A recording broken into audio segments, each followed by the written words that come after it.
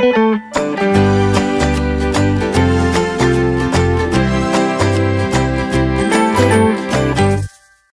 guys, we're Rebecca and Jessie with Modern Vintage Events. And this is Planning in Prosecco. Do you know what one of the very hardest and most stressful things in wedding planning is?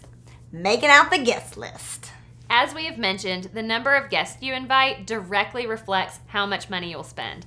Also, many venues can only hold a certain number of people.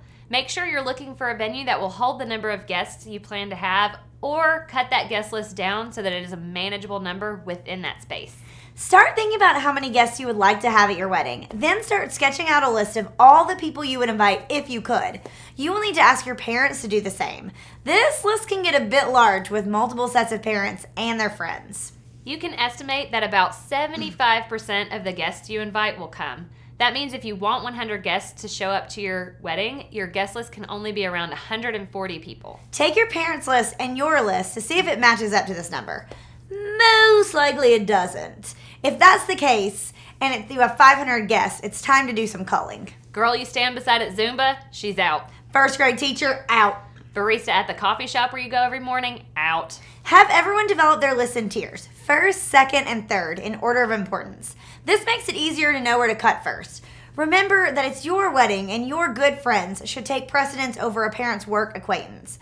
But broach the subject cautiously. It will be important to them to have those that they care about most there to celebrate with them too. This can be a very sensitive subject because everyone has people that they truly want to be there, and removing those people can be a challenge.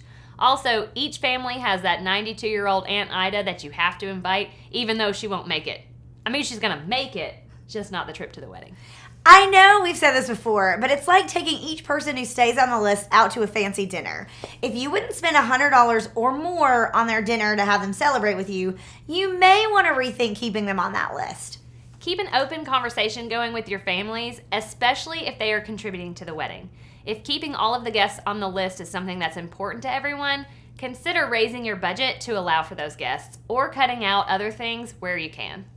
If this was helpful, please like it and share it with your friends. Subscribe to our channel by clicking here for more wedding planning tips. You can also read more on our blog at modernvintageevents.com. Join us again soon for the next installment of Planning in Prosecco. Until then, happy planning!